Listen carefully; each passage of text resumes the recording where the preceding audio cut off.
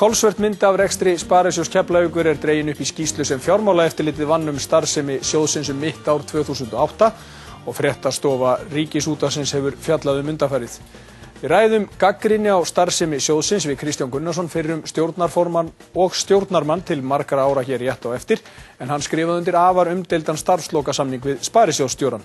En við byrjum á málefnum Sparisjóðs Keflavíkur. Í skýrslu fjármálaeftirlitsins sem fréttastofan hefur undanfarið fjallað segir að skort hafi upp á að reglum sjóðsins væri fylgt eða að reglur hafi jafnvel ekki verið til. Sparisjóðsstjórinn hafi lánað háa fjármuni fram hjá lánanefnd auk þess sem lán hafi verið veitt með litlum eða engum veðum til þröngs hóps manna og fyrir vikið hafi eignir sjóðsins verið ofmetnar allt að 7 milljarða. Kristján Gunnarsson, formaður Verkalýðs- og sjómannafélags Keflavíkur, gestur okkar í kvöld, en hann og aðrir stjórnarmenn hafa verið harðlega gagnrýndir fyrir að hafa ekki sinnt eftirlitsskyldu sinni. Kristján sestur hjá Helga. Velkomin í Kastljós, Kristján. Já, takk fyrir það. Við skulum bara byrja aðeins á þessu að því að þegar þessi skýrsla kemur út mitt ár 2008, eða hún gerð mitt ár 2008, það hefur einhvern veginn verið hægt að skilja þið þannig og orðinum í fréttunum í kvöld að þér hafi ekki verið kunnugt það sem, já, ef við leyfum okkur að segja, kannski svartast í þessari skýrslu fjármálaeftirlitsins. Það rétt? Já, sko, þegar að þessi skýrsla kemur frá fjármálaeftirlitinu, fyrst frumskýrsla og svo lokaskýrsla, þá dregin upp þessi sviðsmynd fyrir okkur. Þá þessi sviðsmynd dregin upp með þessu háa lánveitingum, með þá orðið takmörkuðum og lélegum veðum. Auðvitað bregður okkur ofsalega eða mikið við þar. Þannig að þetta hafði ekki farið minnstakosti hefðbundnar leiðir eða þær leiðir að hefði verið einstakar lánveitingar hefði verið teknar fyrir inn í stjórn. Það rétt og þannig voru við að fá þetta þarna á þessum tímapunkti. Hvernig má það eiginlega vera því að sumt af þessum hlutum og upphæðirnar þess eðlis að það hefði verið eðlilegt að bera þær undir stjórn eða þið hefði að minnstakosti einhvern tímann átt að komast að þeim. Var þá einhverjum upplýsingum haldið frá ykkur á Sparisjóðsstjórn? Sko, á þessum tíma þá hafði Sparisjóðsstjóri og Sparisjóðsstjórar reyndar á fleiri stöðum mjög rúmar heimild. Þeir höfðu heimild til þess að lána alltaf 15% af eigið fé Sparisjóðsins til einstakar lánveitingar. Og á þessum árum þá eigið fé Sparisjóðsins að bólna út og bara æði hratt. Þá lesið af mælunum í Kauphöllinni það hvað bréfin hafi hækkað mikið og þar áttu við stóra stöðu í Existu og þá bólnar út eigið fé og þessar heimildir að sama skapi bólnuð út. Þarna á þessum tíma eða í meir en 100 ár voru ekki starfandi lánanemndir, það voru ekki starfandi áhættu og eignastýring og innri endurskoðun var kannski svona í frummótun. Þarna í þessari skýrslu fáum við harðar vítur á það að hafa ekki slíkt fyrirkomulag og það var bara gengið í það alveg á fullri ferð að búa það til, koma því á koppinn og þannig með tilkomi þeirra þá fóru þessar heimildir Sparisjóðsstjóra í burtu eða sem sagt urðu ekki til staðar því þá þurfti þetta að fara annan farveg. En þú svarar hins vegar ekki spurningunni. Sko, meturðu það þannig eftir að hafa séð þessa skýrslu að þarna hafi verið þess háttar upplýsingar, því það beinlínis sagt í skýrslunni að þarna hafi verið upplýsingar sem átti að koma til ykkar stjórnarmanna? Ég vildi að þið fengið betri upplýsingar og meiri fyrir þennan tíma. Ég vildi það, óska þess, ég ekki hægt að breyta því, en ég fullyrði að auðvitað hefði þá mörg af þessum málum farið á annan veg. Þannig ég bara ég skal svara þið bara alveg hreint út með það, ég hefði viljað hafa betri og meiri upplýsingar. En að því að þú ert stjórnarmaður og ert búin að vera það í mörg ár, þú verður svo stjórnarformaður þarna í 10 mánuði, þessar 10 síðustu sem eftir lifa starfsemi sjóðsins, þá hljóta menn líka velta fyrir sér, því það líka gagnrýnt þessari skýrslu, að stjórnin virðist hafa verið að mörgu leyti út á þekju varðandi margt sem var að gerast inn í þessum sjóði. Stjórnarhættir kannski voru með öðru sniðir áður og fyrir. Ég get ekki kveðið upp neina dóma það. En á þessum tímapunkti, þegar að þetta gerist, þegar við förum í þessa vinnu, við hlutum þetta niður í algjörar einingar, við förum í hvern einasta hlut. Og það bara verið að segjast eins og það var unnið bara eftir ákveðinu svona neyðaráætlun við að koma þessu til betri vegar. Já, eftir að þetta allt saman ljóst, en fram að því voru þið þá ekki einfaldlega að ekki að sinna þeim skildum sem á herðar einhverju laðar, stjórnarmenn. Já, 2005 kem ég þarna að stjórninni. Já. Og þetta svona búin að vera rótgróið fyrirkomulag sem tók bara langan tíma að breyta, töluvert tíma að breyta. Já, allt og langan greinilega. Hvers vegna kölluðu þið ekki eftir frekari upplýsingum? Við náttúrulega vorum ekki með einstakar lánveitingar fyrir framan okkur. Þetta snýst ekki einstakar lánveitingar, þetta snýst ofmat upp á rúma 6 milljarð á starfsemi sjóðsins, og ég ætla að fá að vitna í starfsreglu sparisjóðsins. Þar segir: stjórn skal tryggja nægjanlegt eftirlit sem bókhaldi og meðferð fjármuna sparisjóðsins. Ennfremur hefur hún með höndum almennt eftirlit með rekstrins. Þið voruð ekki að sinna þessu? Örugglega ekki nægjanlega, það má til sanns vegar færa miðað við það innihald sem kom þarna. Ég get tekið undir það. En sko, þegar þessar lánveitingar sem eru þarna mjög háar, lánaðar út á hlutabréfakaup og út á svona bréfadótari, þá voru nú menn aldeilis á því að þetta ætti að hækka í verði, og þessi veð ætti að styrkjast. Þetta ætti að verða miklu meira virði. En það fór nú því miður á annan veg. En sums staðar voru heldur engin veð. Það var ekki, mér er ekki kunnugt að það hafi engin veð verið. Ég held að það hefði verið, en þau voru veiksum. Mjög hæpin, að minnsta kosti. Sko, þegar að þið eruð upplýstir þetta, því að þið verðist ekki hafa vita neitt fyrir að fjármálaeftirlitið kemur og segir ykkur stjórnarmönnum í sparisjónum hvernig þetta var, hvers vegna var þá ekki sparisjóðsstjórunum, með hvernig þú ert að lýsa þessu fyrir mig núna, einfaldlega vikið frá störfum? Þegar að, eins og ég sagði áðan, þegar að lánanefndin er búin til, þegar að áhættu og eignastýringin er tekin upp, þá fara þessi völd frá hann. Hann var líka búin að segja mér á þeim tíma að hann hyggðist að það færi nú að líða svona seinnipartina hans eða síðustu partana hans störfum hjá sjóðnum.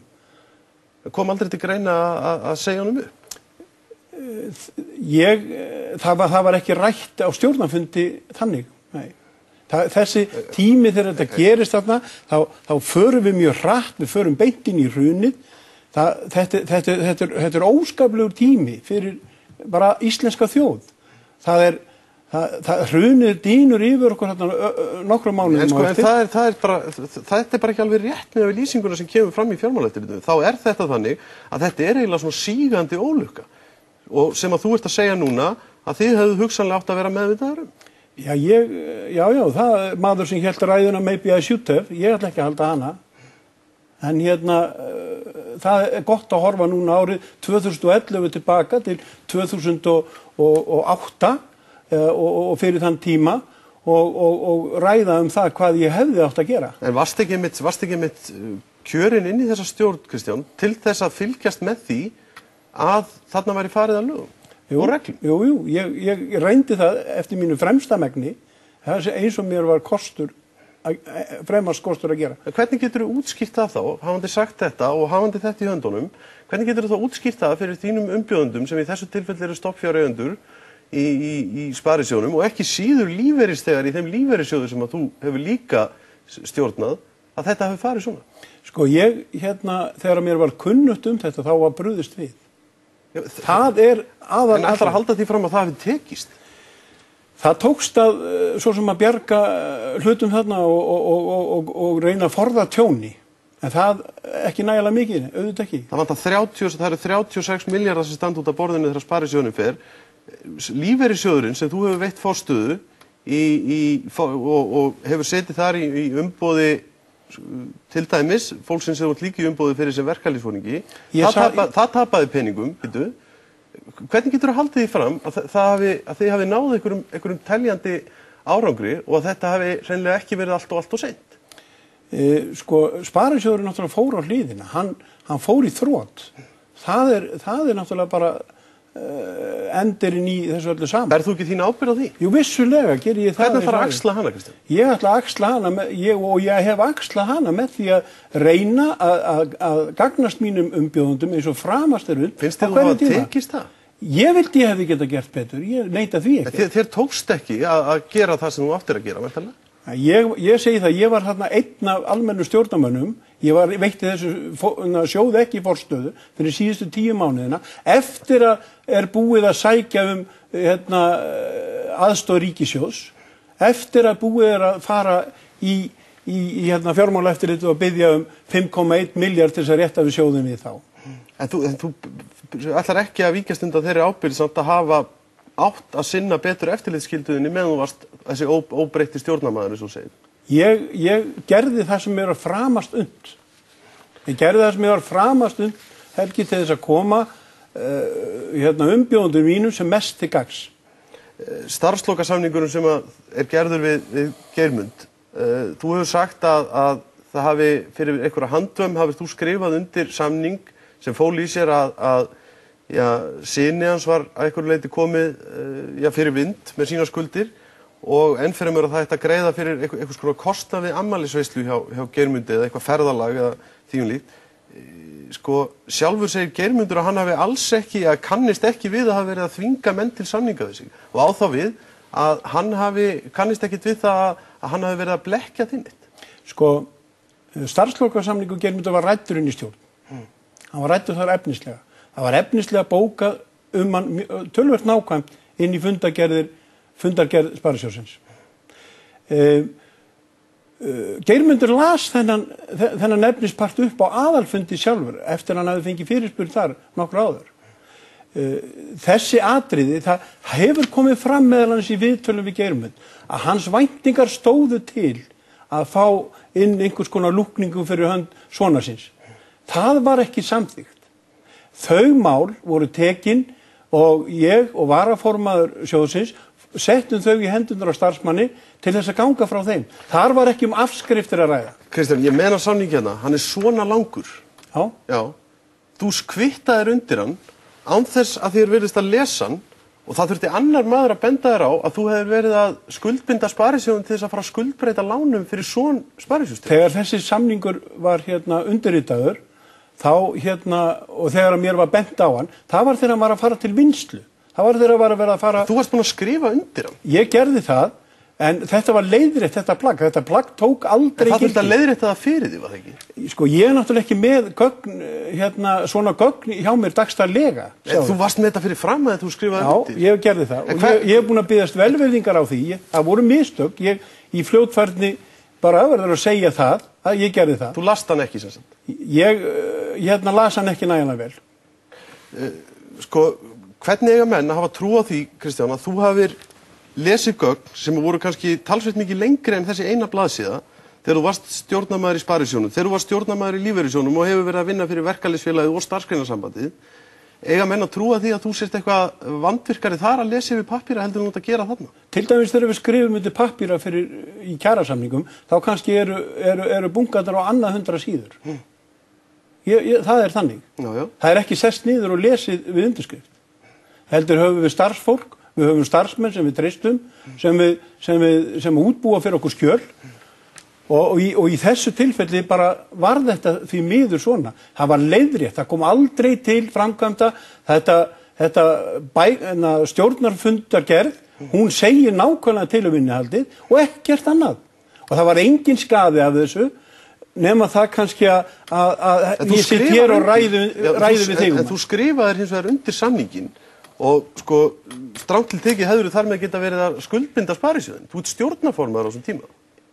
Við skuldbundum Sparisjóðin með bókun stjórnar í fundargerð. Undirskriftin þín hlýtur nú að hafa verið einhvers virði ef hún hefði ekki verið stoppuð af öðrum að þriðja. Já, þegar þessi gögn eru tekinu, þau eru skönnuð inn í tölvur. Það er ekki svo að menn fari bara inn í tölvurnar og hendi þeim út og setja nýtt í stað. Var Geirmundur að villa fyrir ykkur með þessu? Þetta voru mistök að þetta færi inn í samningin og þetta gerist ekki óvart, Kristján. Menn færa ekki óvart inn. Ég sagði það að Geirmundur hafði væntingar áður til þess að hafa þetta með þessum hætti. Það var ekki á það fallist. Hann setti þetta inn í samninginu. Það var ekki fallist á það. Hann setti þetta inn í samninginu, ekki? Ég gerir ráð fyrir því eða sá sem hefur sett samninginu upp fyrir hann. Annað í þessu, því að þú hefur verið að lýsa þessu þannig hvernig, og þetta blasir við hvernig staða Sparisjóðsins var þarna á þessum tíma. Það er farið út í stoppfjárútboð í Sparisjóðnum árið 2007 og það er fjöldi fólks hvattur til með ég leyfi mér að segja, risastóru húrarhrópum frá sparisjóðsstjórunum og stjórn sjóðsins þar með, að taka þátt í því, að auka við stofnfé sitt í sjóðnum. Fullt af fólki leggur til peninga sem þá sparifé og ákveður að taka þátt jafnvel lán fyrir því í sparisjóðnum. Miðað við það sem vitaði núna það sem kom fram í þessari skýrslu sem bara sirka 1 ári seinna, var ekki verið að blekkja þessa stofnfjárhafa.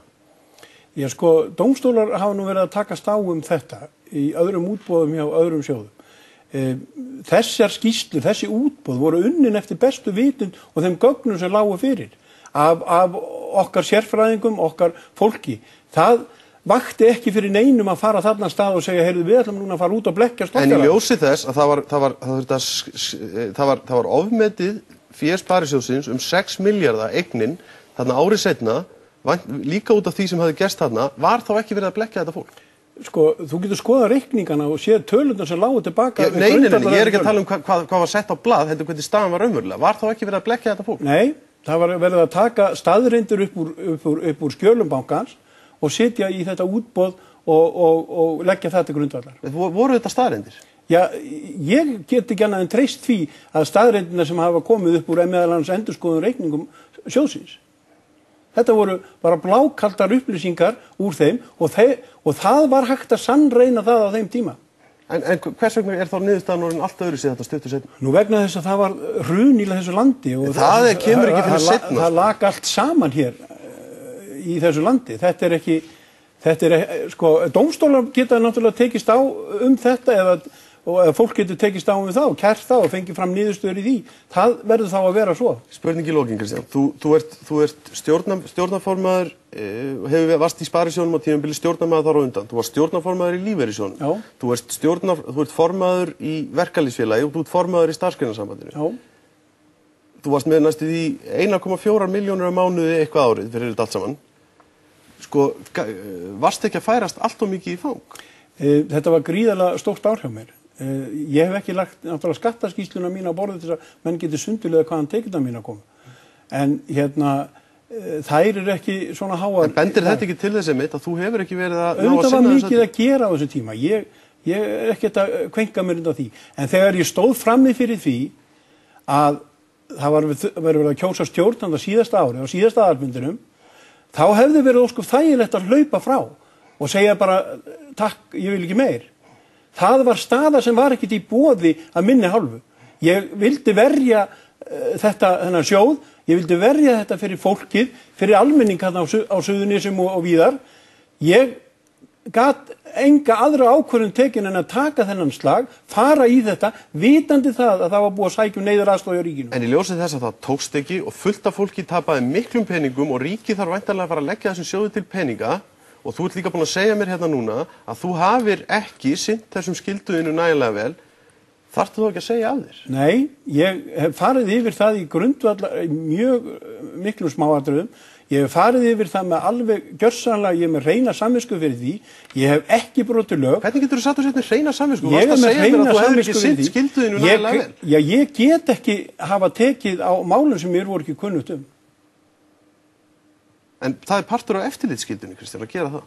Já, sko, það gott að segja það núna árið 2011 að menn hefðu átt að fara þá inn í það umhverfi og rífa það upp. Ég gat ekki komið því við þá. Ég gerði sem ég framast var að fara eftir öllum þeim reglum sem fyrir mig lágu og ég gerði það. En ég vil segja það í þessu líka, það hefur margoft komið fram að það hefur verið að tala um það að þurfa að leggja sparisjónum til einhverja 15-17 milljarða. Menn gleyma alltaf að taka það fram í umræðunni að það líka vegna breyttra laga eigið fé, kattið, eigið fé bankan, eigið fjárhlutfall. Það þyrfti aldrei að leggja þessum sparisjóði til pening ef þið hefðu staðið vaktina. Jú, þú getur farið yfir það með marga aðra sparisjóði. Þeir eru allir á brauðfótum nema kannski einn. Kristján, takk fyrir komuna í Kastljós.